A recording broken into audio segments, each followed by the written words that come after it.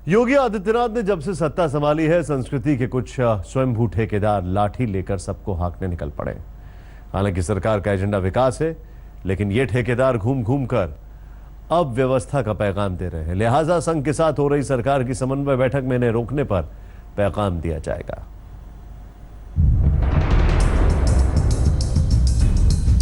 सत्ता के संरक्षण में पल रहे गुंडे, माफिया, अपराधी, लुटेरे, ये सब के सब मेहरबानी करके या तो उत्तर प्रदेश छोड़ करके चले जाएं, और अगर उत्तर प्रदेश में रहेंगे तो फिर उनके लिए दो जगह होंगी। मुझे लगता है उस जगह कोई भी नहीं जाना चाहेगा।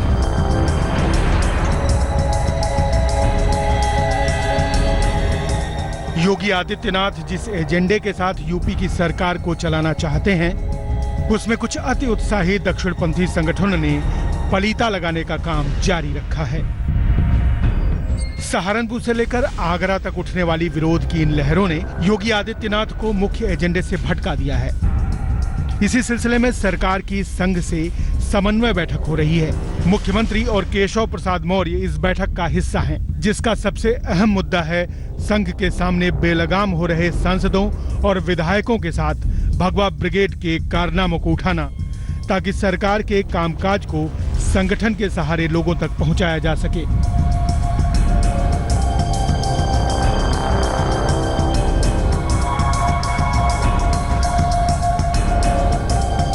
उत्तर प्रदेश में गुंडों को किसी का खौफ नहीं है, न कानून का, न पुलिस का, न कार्रवाई का, न सजा का।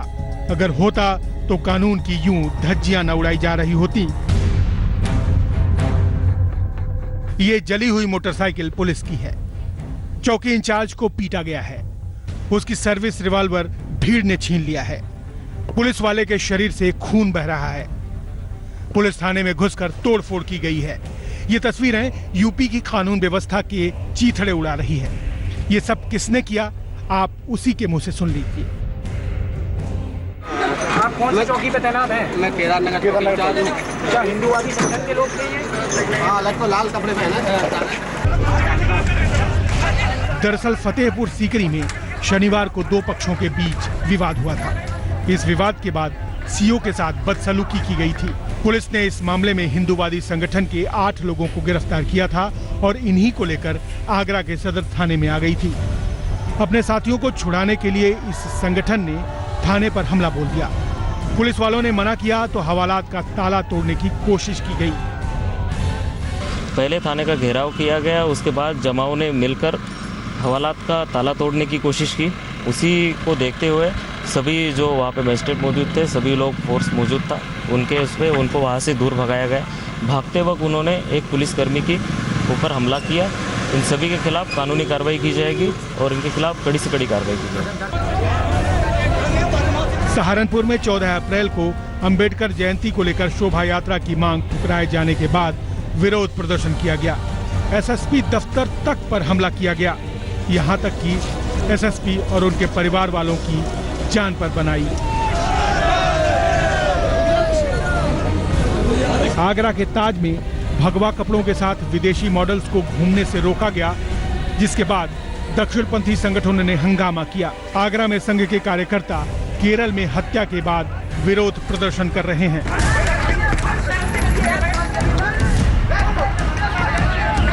कुल मिलाकर पैगाम ये जा रहा है कि योगी के सत्ता में आने के बाद संघ और दक्षिणपंथी ताकतें यूपी में बेलगाम हो रही हैं और सरकार को विकास के एजेंडे पर आगे बढ़ने से रोक रही हैं। कुमार अभिषेक के साथ बालकृष्ण, लखनऊ, आज तक।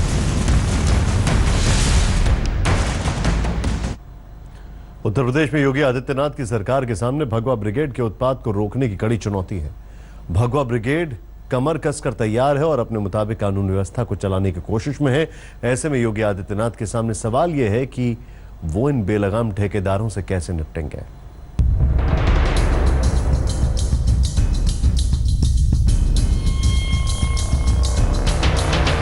योगी आदित्यनाथ की नई चुनौती।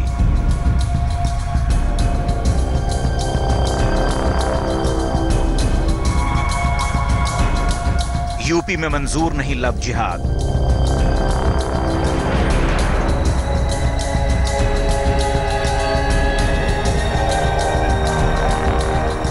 हिंदू ब्रिगेड का हल्ला बोल।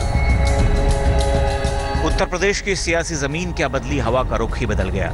जो एक महीना पहले तक खामोश बैठे थे वो अचानक उग्र हो उठे हैं। अचानक जैसे लोगों ने गुट बनाकर कानून व्यवस्था के समानांतर सरकार चलाने का फैसला कर लिया है।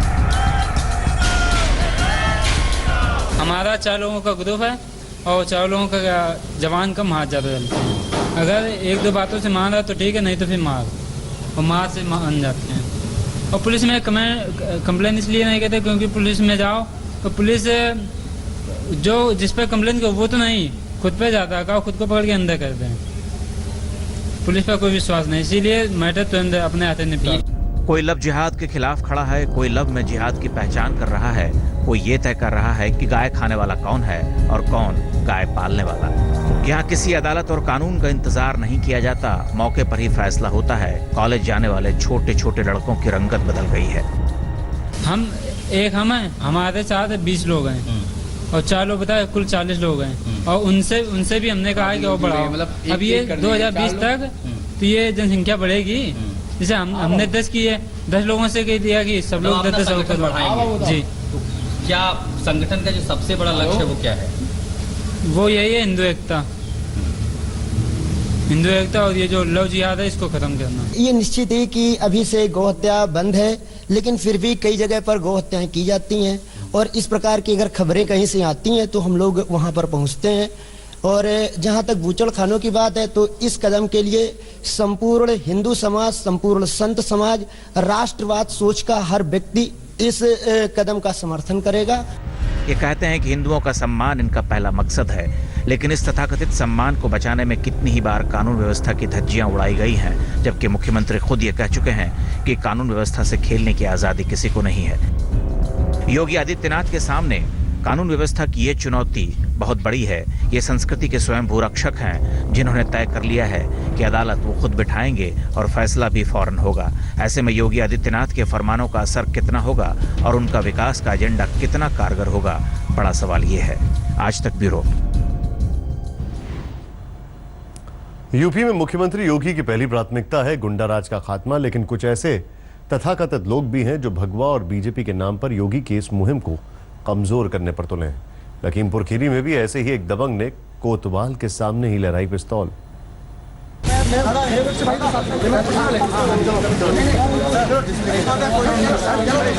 कोतवाल साहब पिस्टल अपनी कमर में खोस रहे हैं और ये शख्स उस पिस्टल को कोतवाल की कमर से निकाल लेना चाहता है, लेकिन कोतवाल साहब ने इसका हाथ झटक दिया। खुलेआम दबंगई की ये तस्वीरें लखीमपुर खीरी जिले के गोला गोकर्णनाथ कोतवाली की हैं। कोतवाल साहब ने जिस पिस्टल को अपनी कमर में लगाया है वो इसी शख्स की है, लेकिन हैरानी की बात यह है कि ये दबंग खुलेआम कोतवाल साहब के सामने पिस्टल लहरा रहे थे, जिसे कोतवाल एक सिंह ने अपने कब्जे में ले लिया है। इतना ही नहीं, आरोप है कि भारतीय सेना में तैनात अरविंद मिश्रा और उसके 2 भाइयों संदीप और अमित ने चौकी इंचार्ज के सामने ही विरोधी गुट के हरिनंदन नाम के शख्स और उसके बेटे की पिटाई कर दी। कोतवाल के सामने भी हरिनंदन गुट के लोग फरियाद करते रहे और अरविंद मिश्रा गुट के लोग दबंगई दिखाते रहे। किस चौकी में? पीड़ित हरिनंदन का कहना है कि उसने विधानसभा चुनाव में अपनी पसंद की पार्टी को वोट दिया तो बीजेपी से जुड़े अरविंद मिश्रा ने उन पर हमला किया। भाजपा के बंदे था। आप तुमकी क्या दुश्मनी थी? हमारी दुश्मनी कोई नाम ना है। ये इलेक्शन बाजी में जो राह चल रहा है जा रहे कभी तो कोतवाल साहब ने रोक लिया, बचा लिया हमने। अच्छा, वहाँ अलीगंज चौकी में भी कोई बातचीत हुई थी? हाँ, चौकी में भी इन्होंने हाथ उठाया था हमारे ऊपर, तो चोट थोड़ी सी लग गई थी। ज्यादा लोग थे, मारने के चक्कर में। हालांकि पुलिस पूरे मामले को जमीनी विवाद से जुड़ा बता रही है। वहाँ राम बेटी नाम की जो है हरजन महिला रहती है, तो पिछले 2 वर्ष पहले उसे जो है 2 बीघा पट्टा मिला था। तो 2 बीघा पट्टा पर इनका ये कहना है संदीप मिश्रा का कि ये 2 बीघा जो हम हाई कोर्ट से जीत गए हैं। वो सीलिंग में जो है जमीन चली गई थी, उसमें 2 बीघा में हमें जो हमने उसका बैनामा करा लिया। ये भूमि मेरी है। पक्षों के खिलाफ जो है दोनों पक्षों ने एक दूसरे के खिलाफ जो है क्लास रिपोर्ट लिखाई है। थाने पर उसकी विवेचना हो रही है। तत्काल फौरन इसमें विधिक कार्रवाई की जाएगी। चौकी में भी इन्होंने हाथ पुलिस ने फिलहाल इस मामले में दोनों पक्षों की शिकायत दर्ज कर मामले की तफ्तीश शुरू कर दी है। लेकिन जिस तरह से कोतवाल के सामने ही भगवा ब्रिगेड ने पिस्टल लहराई है, वो योगी राज में कानून व्यवस्था के सामने गंभीर चुनौती है। अभिषेक कुमार, लखीमपुर, आज तक।